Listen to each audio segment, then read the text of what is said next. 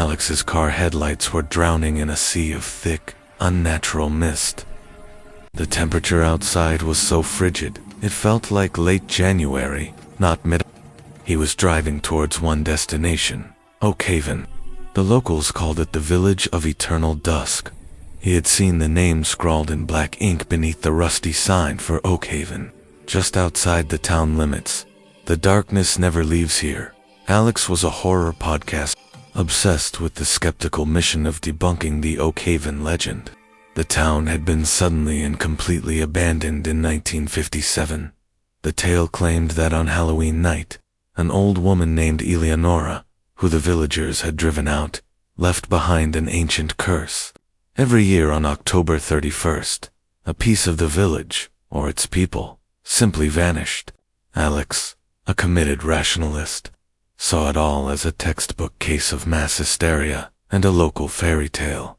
The place he sought was the old, decaying manor house, set apart from the other derelict homes at the edge of the village. When his car finally arrived, he felt as though he had crossed a boundary into another dimension in front of him. 7 carved pumpkins glowed in eerie orange-yellow in the dense, ground-hugging fog. They were arranged in a perfect, unsettling line, leading right up to the manor's entrance. The wood of the house was rotten, the roof broken in several places. Yet, inexplicably, a faint, sickly yellow light was spilling from a window on the porch. Alex killed the engine. The silence that descended was so profound, it made his ears ring.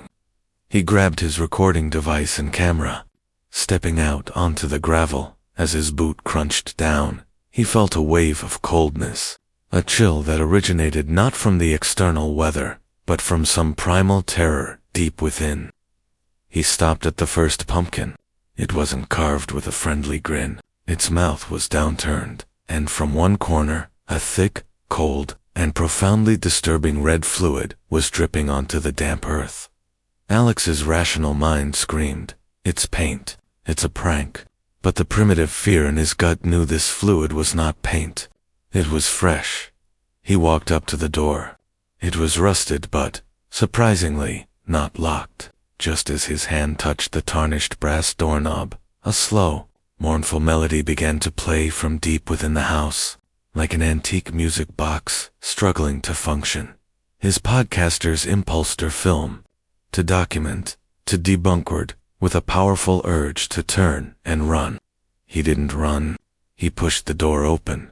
The air inside was thick and warm, like breath held in a closed space for decades. A heavy layer of dust coated everything, except for a perfect circle, swept clean in the center of the living room floor. In that pristine space sat a single porcelain doll. The doll had pale brown hair and wide, staring blue eyes fixed on the ceiling. Alex felt a chilling certainty. This doll had been placed here recently. It had not merely been resting in the dust for 60 years. As he raised his camera light to film it, the music box's tune intensified, and the doll's head slowly, deliberately, tilted down to face him. Alex gasped, stumbling back, trying to rationalize the movement as a mechanism set by some local prankster. "It's just a wire system," he whispered, trying to calm his own racing heart. Someone set a trap, waiting for a skeptic. But then, a sound came from the floor above. Thump, ... thump, ... It was a soft but distinct noise, not of footsteps, but of something heavy being dragged. Alex swung his torch up the narrow, rickety staircase. The stairs were covered in a thick, undisturbed layer of dust. No footprints. Yet, the dragging sound continued, moving slowly from the first door down the length of the hallway. The sound stopped right outside the middle door, what would have been the master bedroom. The hallway was swallowed in absolute darkness. "Hello?" Alex called out, his voice cracking. There was no reply, only the unsettling cessation of sound. He shone his light on the middle doorway. It was ajar, leading into a black void. Alex forced himself forward, his mind focused only on the documentary, defeating the ghost hype, live from Oakhaven. As he reached the doorway, a whisper, dry as dead autumn leaves, brushed his ear. Alex, ... It was a soft, guttural sound, barely audible, but it clearly spoke his name. The whispering stopped, replaced by a terrible, sharp scratching sound, like fingernails frantically digging into the wooden floor, desperately trying to get out of the room. Alex shoved the door open violently. The moment Alex threw the door open, the scratching noise ceased. His flashlight beam danced across the room, illuminating its emptiness. A rotting four-poster bed, a rusty dresser, and a large, ancient wooden trunk nestled in the corner. He carefully approached the trunk. It was heavy, covered in dust, and bound by a thick, heavy chain. The key, however, was sitting right on top of it. He picked up the key. It was warm to the touch as he fumbled with the lock. He noticed something wedged beneath the dresser, a tattered, leather-bound book. He pulled it out. It was a diary, its pages brittle and stained. The script was frantic and thin, belonging to a young girl. He turned to the very last entry. The date was stark and clear, October 31st, 1957. They said she was evil, but she only wanted us to be quiet.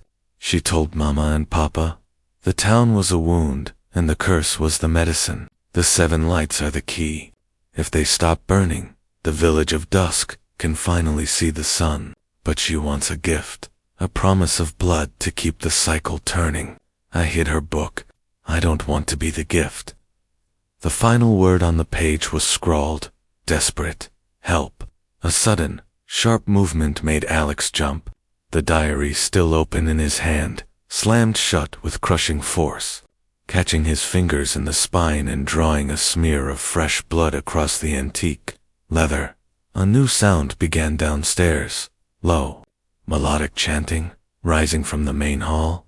It wasn't the sound of a music box, but the sound of multiple voices, dry and rustling, like hundreds of dead insects rubbing their legs together. Wincing, Alex ran out to the banister and looked down. The porcelain doll was gone. In its place, 7 shadow figures stood in a perfect circle, barely obscuring human forms. They were motionless, featureless, except for the red glow reflecting in the empty spaces where their eyes should have been. Each one faced outwards, looking through the various windows at the 7 jack-o'-lanterns outside. They were not ghosts. They were guardians. Alex realized the horrible truth. The 7 pumpkins were not decorations. They were the 7 lights mentioned in the diary, the points of a ritual Eleonora had set up. The curse wasn't just a story. It was an annual, self-sustaining mechanism. And he, Alex, the skeptical podcaster, had driven right up to the center of the trap on the one night it became active. The offering is complete.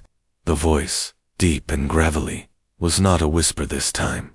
It was spoken right behind him, dry as autumn leaves. Alex spun around, his camera clattering to the floor. Standing in the dark doorway of the master bedroom was a tall, hunched woman. She wore a heavy, floor-length dress that seemed to be woven from the very mist outside. Her face was obscured by shadow, but her eyes burned with the same unsettling red sap he had seen dripping from the pumpkin outside. This was not a spirit. She had physical weight, a presence that choked the air. She reached out a long, skeletal hand. Alex flinched, bracing for the attack, but her hand moved past him, deliberately. Picking up his fallen camera, she slowly raised the device, turning the lens toward him. Her red eyes narrowed, and a cold smile stretched across her shadow-hidden face. "You came to prove me a lie," the woman Eleonora whispered, her voice like the scraping of bone. "But all you brought was the gift." The camera's red record light was now fixed on him. "You've been streaming this, haven't you?" she asked, tilting her head, a wicked amusement in her voice. "The audience is watching. They are the true witnesses." Alex glanced down at the camera's small display screen. The time code on the footage was flashing. 11:59 p.m. * 59 p.m. *. To which Eleanor did not wait for an answer. She dropped the camera, letting it shatter against the dusty floor. The chanting from the 7 shadows downstairs swelled into a terrible, unified hum, vibrating through the very planks of the floor. Alex bolted. He ran down the staircase, leaping over the final few steps, heedless of the waiting shadow figures. They did not move to stop him. They simply turned their featureless heads, their red eyes following his panicked flight. He burst through the front door, the heavy, stale air of the house giving way to the cold, damp mist outside. He scrambled into his car, fumbling with the keys, his heart a frantic drum against his ribs. He couldn't leave, not yet. He had to stop the ritual. The diary's words echoed in his mind. The 7 lights are the key. If they stop burning, the Village of Dusk can finally see the sun. He looked back at the house through the windshield. The 7 pumpkins were still glowing, their orange light a beacon of the curse. He had to extinguish them. Alex watched the dashboard footage loop. The silent image of 7 glowing pumpkins and the pristine porcelain doll on the porch burning into his mind. He wasn't just haunted. He was a participant in an endless cycle.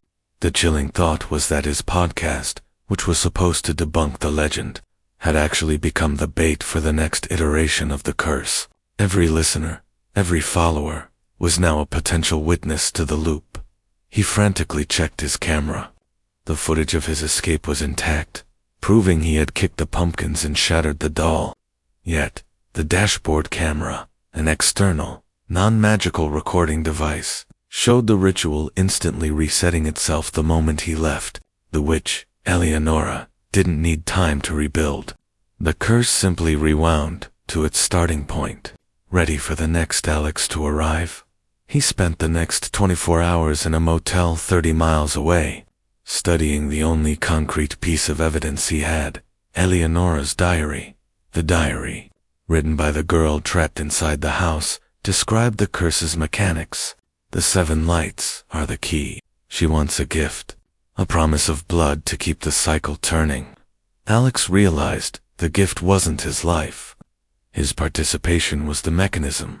The curse needed a living person, a skeptic whose belief would be broken, to be the focus of the terror loop. His fear powered the eternal dusk. He flipped through the diary's pages until he found an earlier entry. Hidden beneath a fold, Mama found me drawing the house. She slapped me and said drawing it brings the darkness closer.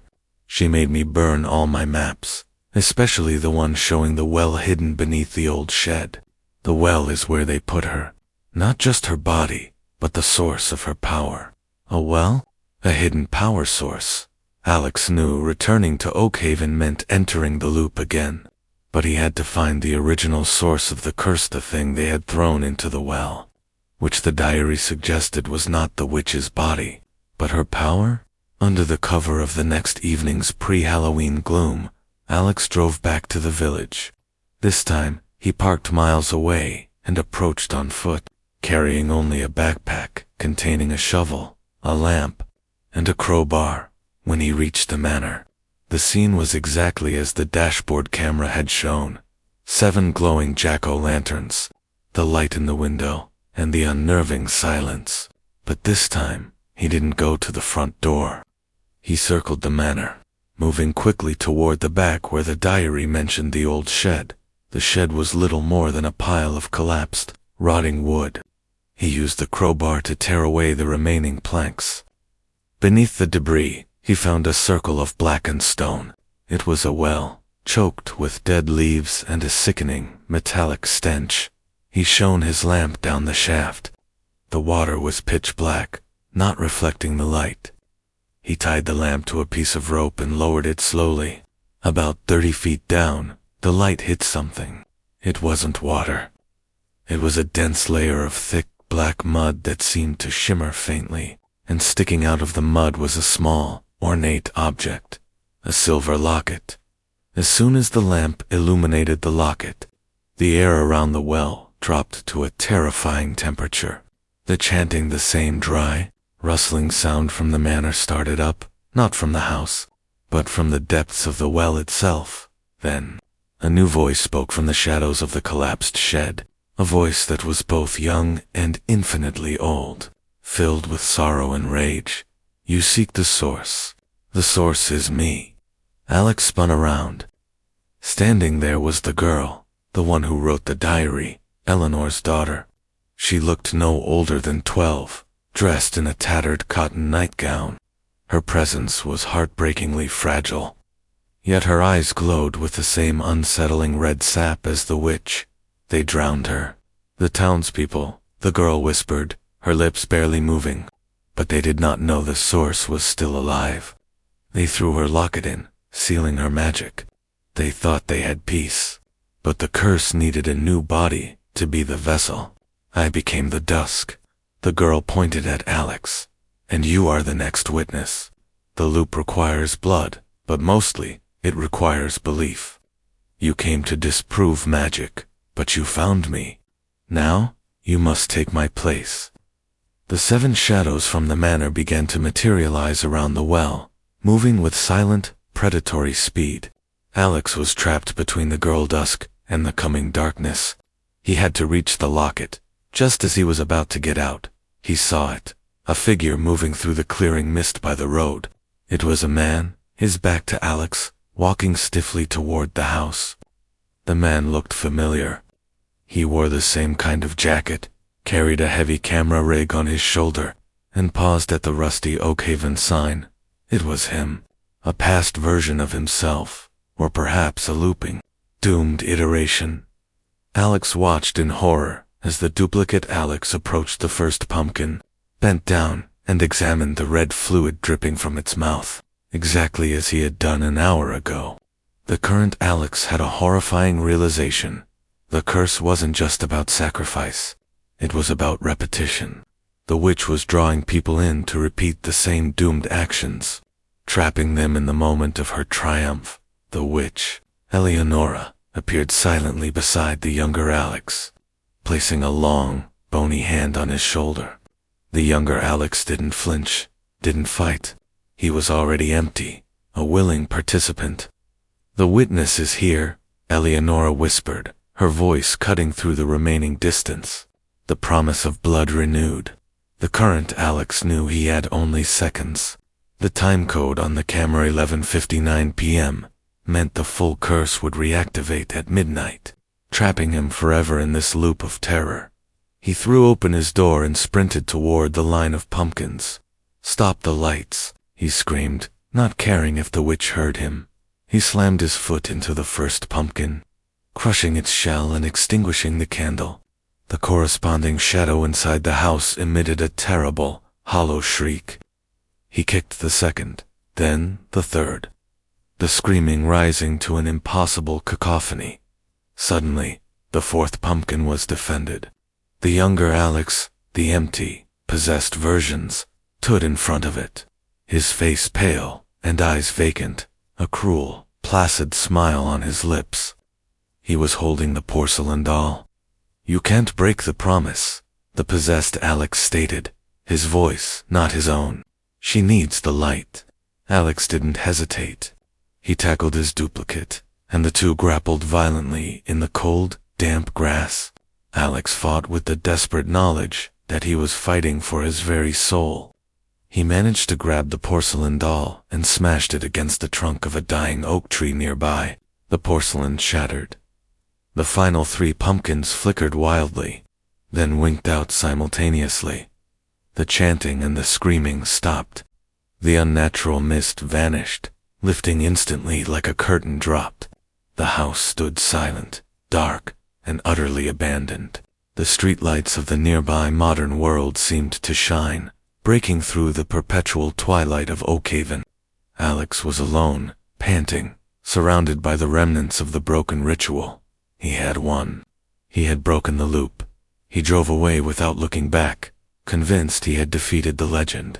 The next day, he posted his podcast episode, detailing the terror and his final, triumphant escape. He titled it, "The Oakhaven Haunting, Debunked." Hours later, the sun was setting. Alex finished editing and leaned back, satisfied. He decided to check the final piece of footage from his car's dashboard camera, just to see the moment he had sped away, The video showed him driving off, leaving the dark, lifeless house behind. But as the camera zoomed in slightly on the empty porch, a new light appeared. Then another, and another. A new set of 7 jack-o'-lanterns, freshly carved, winked to life, their orange glow returning to the Village of Eternal Dusk. And on the porch, waiting patiently for the next skeptic, a lone, pristine porcelain doll sat. The end. Porcelain doll sat. The end. The shadows closed in, their red eyes fixed on him. They moved too fast to outrun. Alex, driven by a primal survival instinct, did the only thing he could think of. He threw the remaining planks of the shed into the well. The wood hit the rope, causing the lamp and the locket to swing wildly. The girl Dusk shrieked, a sound of pure ancient malice. No, do not touch the anchor. Alex used the distraction. He lunged forward, grabbing the thick rope. The shadows hissed, their featureless hands reaching for him. He pulled on the rope with all his strength, the effort burning his muscles. The girl Dusk was upon him, her tiny ice-cold hands clamping onto his wrist, digging in like talons. Her strength was unnatural, fueled by the decades of trapped rage. "You can't leave," she hissed, her breath smelling of decay and old spice. "The cycle must be preserved. It keeps me alive. You are the final piece of the ritual, the gift," Alex shouted. "The gift isn't a person. It's the locket." He pulled one last, desperate time. The ropes snapped taut, dragging the locket up through the black mud. The moment the silver locket cleared the stone lip of the well, the girl Dusk screamed, not in anger, but in agony. She recoiled, clutching her head, the red light in her eyes flickering violently. Alex saw his chance. He seized a small silver locket. It was cold, intricately carved, with an archaic symbol, the same shape as the sweeping mark on the doll's clean circle in the manor. He recognized the symbol, the seal of Eleonora. He realized the curse had 2 conditions: the 7 lights, the pumpkins, and the witness's focus, and the seal, the locket, which contained the witch's true power and acted as the perpetual anchor, restarting the loop. As Alex held the locket, a wave of visions slammed into him, the terror of the original witches drowning, the villagers' vengeful faces, and the final, horrifying moments of the young girl who became the vessel. "Burn it." A faint, new voice whispered in his mind, the voice of the original girl, separated from the monster she had become. "Burn the seal. Break the bond."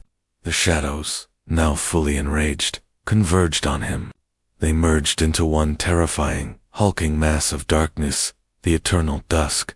It reached for Alex, its presence a gravitational pull of pure, cold oblivion. Alex, clutching the locket and the crowbar, knew a single blow wouldn't work. The only thing in this cursed place that could truly destroy the seal was the only thing that had life: the fire from the pumpkins. He sprinted back toward the front of the manor, the monstrosity of the Eternal Dusk lumbering behind him, its movements oddly slow, as if bound by invisible chains. The 7 jack-o'-lanterns still glowed brightly on the porch. He reached the first pumpkin, holding the silver locket directly over the flickering candle flame. The silver metal immediately began to sizzle and smoke. A high-pitched scream tore through the night, coming not from the monster behind him, but seemingly from the air itself. The Eternal Dusk hesitated. Convulsing. Alex moved down the line, placing the locket over the flame of the second, then the third, pumpkin. The locket was turning black, warping under the intense, cursed heat. With the 4th pumpkin, the locket split open. Inside, Alex saw not a picture, but a single, ancient, dried oak leaf. As the leaf caught fire from the 5th candle, the Eternal Dusk gave a final, desperate roar. It lunged, not at Alex, but at the last 2 pumpkins, smashing them in a desperate attempt to extinguish the fire. But Alex was already at the final, 7th pumpkin. He dropped the now burning locket, the seal, and the oak leaf into the fiery chamber. The moment the leaf dissolved into ash, a shockwave of cold, clean air blasted outward from the porch. The eternal dusk shrieked, a sound that finally contained pain, not just malice. It dissolved, not into mist, but into a shower of black, dry ash that scattered on the wind. The manor instantly darkened, the light in the window vanishing, and the whole structure seemed to shrink and settle. Finally, surrendering to time, Alex stood alone, trembling, looking at the silent, darkened house. The curse was broken. The village was finally at rest. He walked back to his car. The dashboard camera was still recording. He checked the time, 12:05 a.m. He had passed midnight. He drove away. The Village of Eternal Dusk fading into the true night. No glowing pumpkins to mark his departure. He survived. He broke the loop. The next morning, his original podcast episode, The Oakhaven Haunting, Debunked, went viral, a testament to his bravery. Alex never returned to Oakhaven, but he never stopped checking his rearview mirror. 1 year later, on October 31st, Alex was preparing a new podcast episode. He was in his studio, hundreds of miles away from the cursed village. He reached for a glass of water and paused. On his desk, sitting where his car key had been, was a tiny object he had never seen before, a small, ornate, silver locket. It was cold and perfectly polished, and carved into its surface was a chilling, familiar symbol. Alex's blood ran cold. He hadn't broken the curse. He had simply relocated it. The eternal dusk was no longer confined to the village. It had followed the one who truly believed. He picked up the locket. It was warm. He looked at his reflection in the glass of his monitor, and in the corner of his own eye, he thought he saw a brief, faint red glow. That concludes the expanded 5,000-word story of the Village of Eternal Dusk. I hope the final twist satisfies your request. If you're still interested in more nightmares, like the video and share it more. Let me know if Alex should face the curse again, or if you'd like to hear the next chapter of his haunted life.